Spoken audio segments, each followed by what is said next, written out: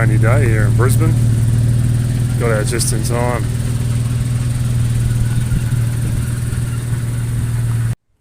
Hey all, I hope you're doing well. It's been a while since I've made a video, but I've certainly been working on the car quite a lot. I'll tell you what happened. The engine has been out of the car. It's got a new top end in it. I did it all in this garage, and to tell you the truth, I did set up a GoPro here and recorded 26 hours of footage in the garage, but mate, I wouldn't have a clue what to do with 26 hours of footage, so we've jumped forward a couple of months. Jesus, it's been that long, I couldn't even tell you. But basically what happened, it was just a bit, you could tell that the top end was really not holding compression as well as it should have. The valves were really quite tight, and I'll show you in a moment what I found, but valve guides were flogged out. The valve seats were in rough shape, and this is all just from really rough lean running for a period of years before I had it. So I've got a rebuilt 420 head in there. It is running magnificently. I'll tell you the head gasket blew. That's what kind of precipitated the whole thing, and I thought I'd get in there and do it all at once. I also got a new clutch in there, so that's the old clutch plate, and it's just an amazing car at the moment. The reason I'm making this video tonight is after maybe 700, 800 kilometers of running. Let me show you. Try and can I rotate that? So we've got a new head in there. I'm just checking valve lash tonight. So I know I've gone in the previous video and just shown you how to check it, but I know for a fact that at least one of these intake valves is out of adjustment because I can hear it when I drive. Totally to be expected. It's a brand new head, brand new valves, brand new guides, all the rest of it. New cams, new tappets, all the rest of it. So I'm not at all angry that I need to do it, but we'll check it, reset it, and keep an eye on it. So what I've done to get to this point is just taken the valve covers off. I had the foresight to actually coat these in engine grease, so the gaskets have stayed in place, luckily. And yeah, I'll go grab the feeler gauges and we'll have a look. So just to have a quick look at the old head gasket, I couldn't tell you or not if this is original. I would certainly probably think not, but it is very old, and I'll show you what failed. So this is the rearmost number 1 cylinder, and the fire ring blew out, and it looks like it's had some water sitting around there for a very long time, and it's just rusted through. So you can see this on the other side here. It was about to let go. And just looking at all of the fire rings on all the cylinders, like they're very, very tired, worn out. That's obviously been replaced now. Scraping the deck alone took me 3 hours with a trusty little window scraper, wherever that is. But yeah, I'm very, very confident that we'll be good for many more years on the head gasket, provided I haven't fucked anything else up.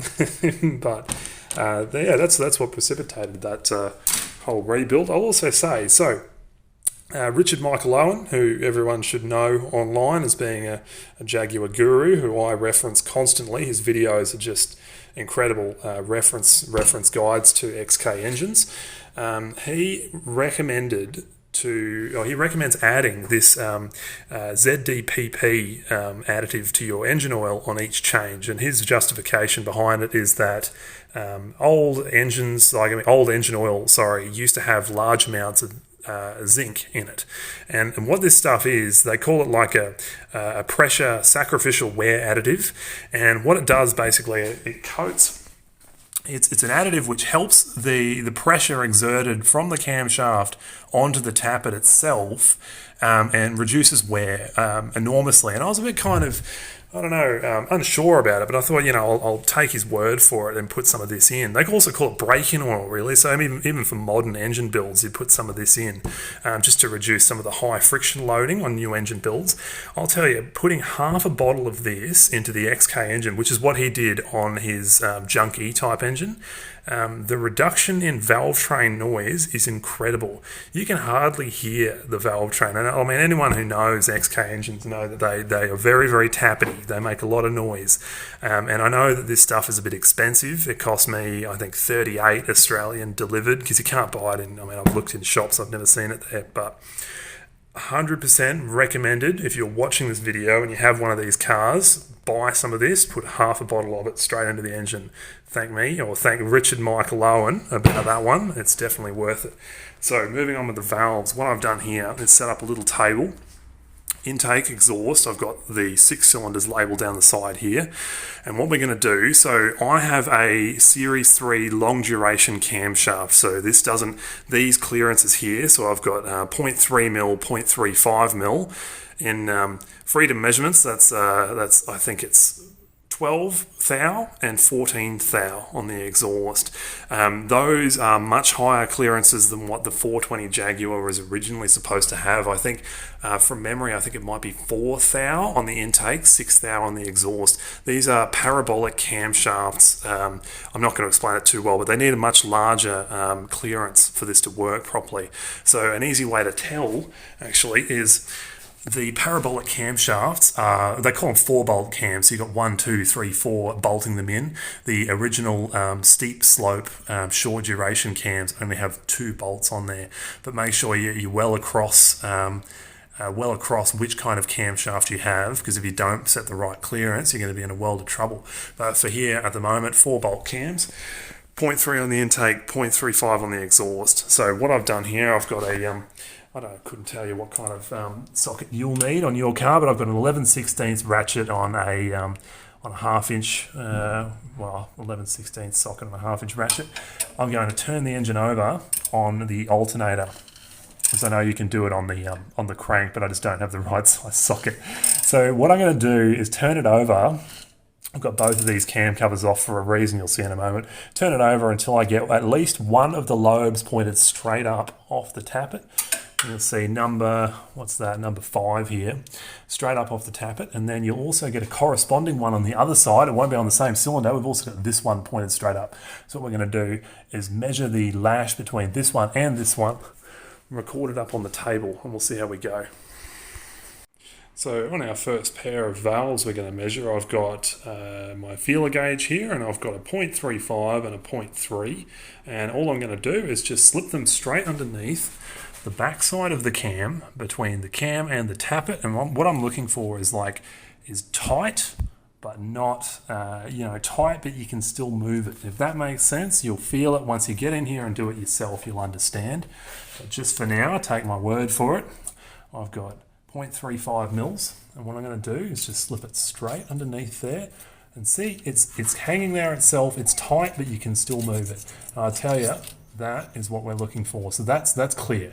Now what I've done up here, mark those accordingly, and what we can do while we're here, put a tick. That's okay. That's okay. So once I've gone through and done all the cylinders, I'll come back and show you what we found. All right. So I've just come to the last valve there, and what have we found? Some interesting things. So why are we doing this in the first place? Well, as I mentioned, this engine is, for all intents and purposes, new. I did set the lash 500 kilometers ago to what it should be, and I know it looks bad, but to be honest, I'm actually amazed that it's this good. Remember, there's going to be a lot of movement, a lot of retaining collars on valves, which are going to move a lot. So I'm amazed that it hasn't moved that much, but it's certainly obvious why I'm hearing the intake a lot more than the exhaust. This one here is a bit dicky, but these ones here, 3, 5 and 6 need a little bit of work. Depending on how many shims I have, I may just leave 6 the way it is. And I promise you guys that if you find numbers like this, I know they don't look all that different, but when I first did this, it wasn't unlike the numbers that I've got here. It tended to be more of an adjustment on the exhaust side, but the difference really was night and day. And I know that these clearances look very, very small, and you'd assume, oh, well, look, by the time the engine's running, well, clearances, the valves are going to be completely closed. What this affects is your dynamic compression ratio. As the engine's running at really high RPM, and that's where you do notice the change. Oh my God, do you? The engine just flows so much better because you've got dynamic compressions that are equal across the 6 cylinders. And just the first time I opened the car up after I finished doing this the first time, maybe a year ago, it really was night and day different. And given how well the car is running now, with these adjustments so far out of whack, I think we're going to be really in for a winner here once I get this done. So the next step is to take the camshafts out of the car and measure each shim that we're going to adjust. And what we're going to do is record that next to each value we've got here for clearance. And then I'll show you what we'll do after that. So next step is to undo the chain tensioner here, which I'll show you in a moment. Then the bolts lift the camshafts out. So see you soon.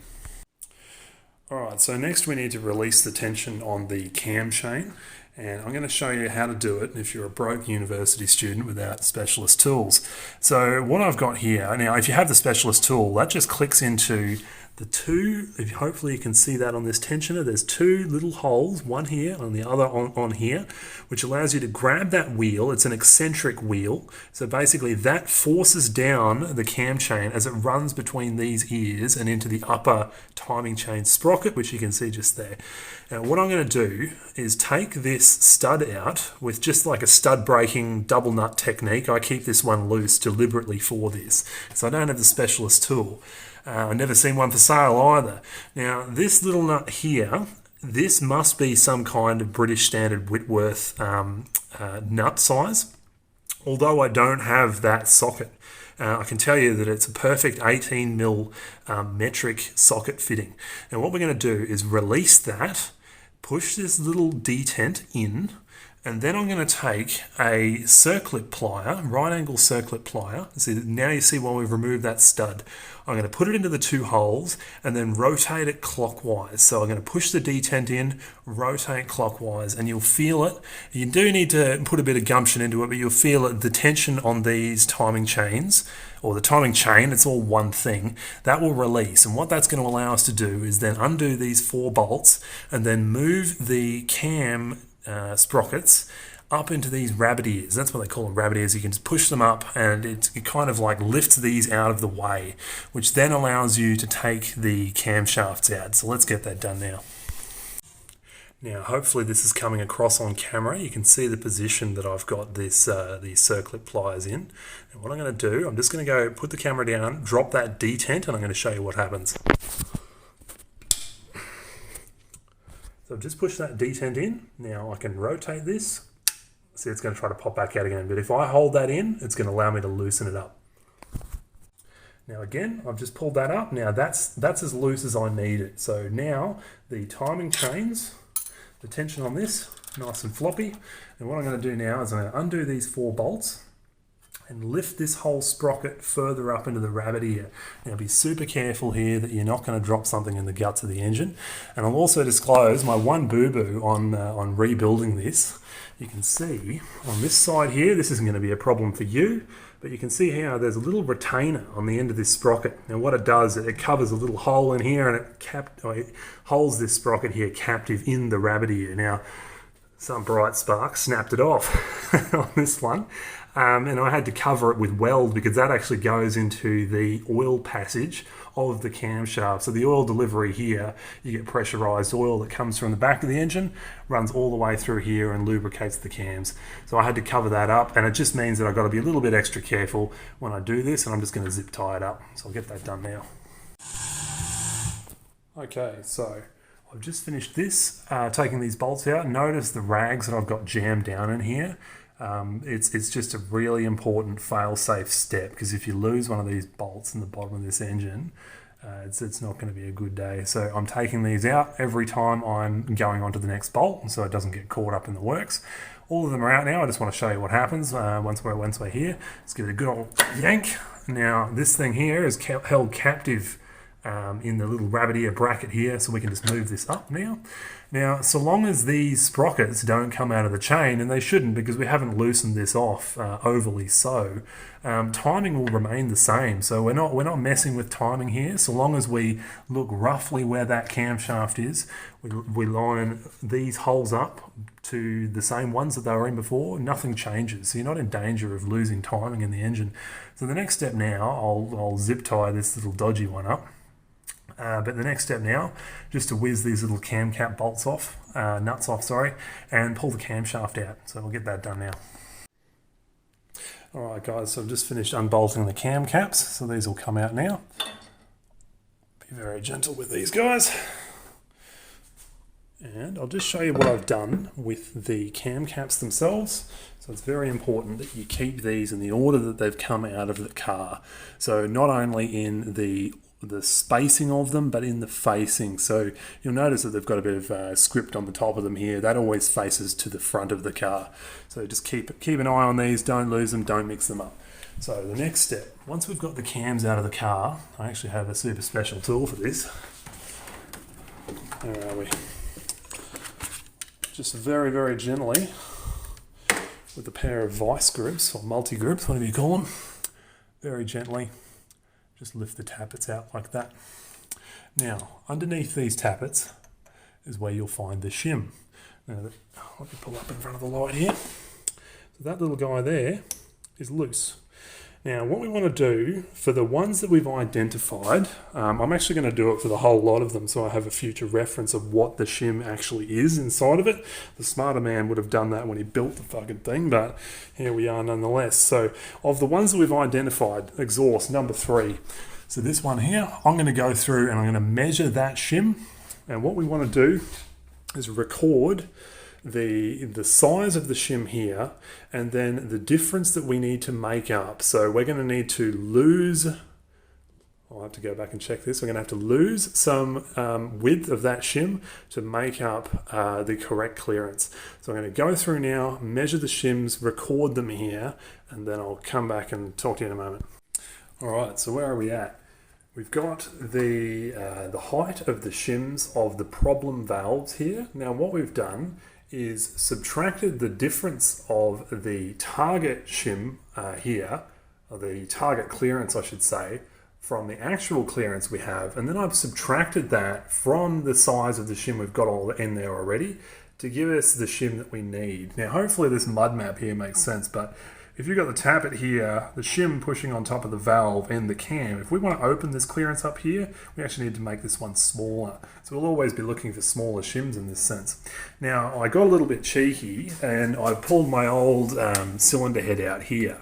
And I took all the shims out of it, and between the shims in this one and the shims that I already had in stock here, I've done pretty well. So I've come up with, and also by swapping a few around as well, don't forget that if you're going to pull a shim out of here, you can also swap it into here, which is what I've done here. This one here, on a bad day, I probably would have let this one slide. It was so close, but got a little bit cheeky as well, and just literally sanded that off. I know people would cringe hearing that, but we're talking 0.02 of a mil. These shims are tool steel, so you'll be sitting there for a while. Don't ask me how long that took, but it is doable. Be very careful doing it, but it's doable. So I've got the little buckets here. We've got the correct shims in place. What I'm going to do is upturn these, get them all back in, reinstall the cams, clamp them down. I think they take, from memory, the book says 15 foot-pounds onto these cam cap nuts. I've heard it, I've read it a few times that you're probably better off around 12 because these studs can strip out. So keep that in mind. You really don't need too much there. I'm going to put those back in, then I'm going to remeasure the clearance and see how close we were. So see you soon. Okay, so it's the next day now. I have gone through and re-shimmed the engine, and clearances have come out well. Annoyingly, number 6 has come out exactly the same way as it was before, but it's really not going to be too much of a problem. I've clearly mismeasured that one in the first place, but I'm not too concerned about that. I managed to lose timing in the engine last night. If you pay attention, you shouldn't need to retime the engine. Just put the camshafts straight back in the way they came out. but I suspect what's happened is I've actually skipped a link in the chain somehow on this one. So I have had to retime the engine. Now to do that, you set top dead center on your pointer down there. Now you'll have either top dead center on the unique top dead center on the combustion stroke on cylinder 6. You can have either cylinder 1 or cylinder 6 in combustion, so you've got to be careful with that, otherwise you'll turn it out 180 degrees and the engine won't run at all. Confirm you've got combustion stroke on this one. You can double check using your distributor, make sure it's actually pointing to this one on the firing stroke, and then you just take your little valve tool and set your camshafts like that. If they're out, then you just pull them. So these sprockets here are actually 2 pieces, so you've got a little spring steel retainer in there, and you just need to pop that out, and then the whole sprocket assembly itself comes off the spline, and you can actually really finely adjust this. So I've had to do that. Still not sure how I managed to do that, but anyway, it's all timed. The thing's re-tensioned, not too much tension. You want to make sure that you got a little bit of slack under there, but nothing too serious. Make sure it's nice and firm on this side. It pulls the chain this way, so it needs to be nice and firm. But yeah, it's ready to go back together now, and I'll give it a start. Alright guys, just some final notes. Well done if you made it this far. The engine's all back together now, and run some errands today, and she's running perfectly. So I suppose what I try to do in making these videos is just to show you to not be afraid of it, really. That it is a very accessible and easy to work on engine, and just going through the service manual there. If you pull out the service manual on a modern car, somewhere on the first page it's going to say do not drink the engine oil, and I tell you, it's bloody insulting. The engineers at Jaguar had enough faith in you, the owner, to do this job yourself, that they've included a wonderful set of instructions there, and they actually included valve shims in the car when it came new. It's really just a relic from arguably a better age. So yeah, I'll leave it there, guys. If you have any dramas or need any help, if there's anything that I can help you with, I'll certainly try my best to do so. So have a good afternoon, and I'll see you next time.